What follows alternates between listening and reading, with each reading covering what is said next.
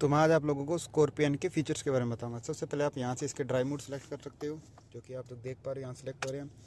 ये इसका hill descent control जो कि यहाँ पे आता है। यहाँ पे इसका ट्रैक्शन कंट्रोल ऑन और ऑफ का बटन आता है। ये इसके चारों हज़ार लाइट के। ये इसका ऑटो स्टार्ट स्टॉप, यहाँ से आप फ्रंट का कैमरा एक्सेस कर सकते हो।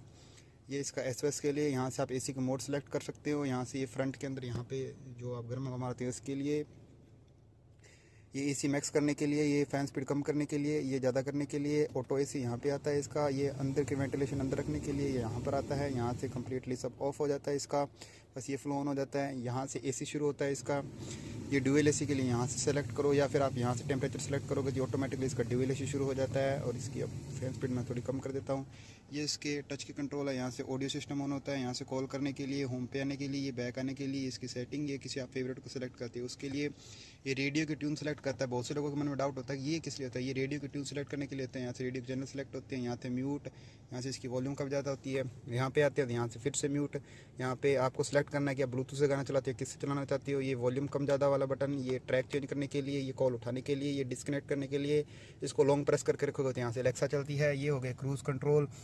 यहाँ पे इसके मेन्यू सेलेक्ट करने के लिए, और फिर ये जो बटन होता है वो होता है इसको आगे पीछे ऐसे करने के लिए। ये जो आप फेवरेट सेलेक्ट करके रखते हो उसके लिए। फिर यहाँ पे आ जाता है इसका रिज्यूम, यानी कि आप कोई चीज़ को पहले जो एक्टिविटी की आप यहाँ पे दोबारा दबाते हो वो दोबारा आ जाती है। और ये होती है सिर्फ और सिर्फ क्रूज़ कंट्रोल के अंदर। यहाँ से इसका क्रूज़ सेट होता है। तो ये सारे इसके हैंडल के कंट्रोल के बारे में हो गया। तो ये बता ही चुका हूँ मैं। क्रूज़ सेट करने के लिए ऐसे दबाओ, क्रूज़ दबा दो और ऐसे सेट कर दो, हो जाता है।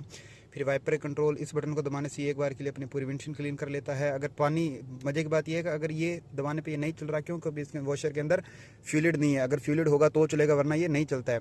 ये उसको पीछे वाले वाइपर के लिए, ये फ्रंट वाइपर की स्पीड वगैरह के लिए, ये यहाँ पे एक बार ऊपर करोगे तो ऐसे ये चल जाता है। नीचे ऊपर नीचे की स्पीड एडजस्ट होती है यहाँ पर। फिर वही लाइट कंट्रोल, ये फॉग लैम्प के लिए, ये मेन लाइट के लिए यहाँ पे आती है। तो ये ऑटो पर सेलेक्ट हो जाती है अपने आप चलने के लिए। यहाँ पे हो जाती है बंद, नीचे हो जाती है मेन लाइट इसकी, और ये फिर से, और ये हो जाता है इसका फ्लैशर। यहाँ पे आता है इसका गेयर नॉब, न्यूट्रल वगैरह, और ये गेयर नॉब क्लच प्रेस करती गायब हो जाता है। क्लच छोड़ने के बाद ही आता है। यहाँ पे फ्यूल के बारे में बताता है इस जगह पे। यहाँ पे टेम्परेचर हो गया। ये इसकी छोटी सी स्क्रीन है जिसके अंदर आप लोग कुछ fuel information, digital speed, drive info, काफ़ी चीज़ें यहाँ से एक्टिव कर सकते हो। यहाँ पे आप नेविगेशन भी रख सकते हो। और ये यहाँ पे इसकी डिजिटल स्पीड आ जाती है। कुछ जैसे ऐसा इसका एनालॉग मीटर आता है Z8L के अंदर। यहाँ पे इसका पुश स्टार्ट स्टॉप बटन रहता है। यहाँ से भी आप चारों डोर अनलॉक कर सकते हो। यहाँ से भी आप चारों डोर अनलॉक कर सकते हो। यहाँ से इसके विंडो लॉक अनलॉक होती है।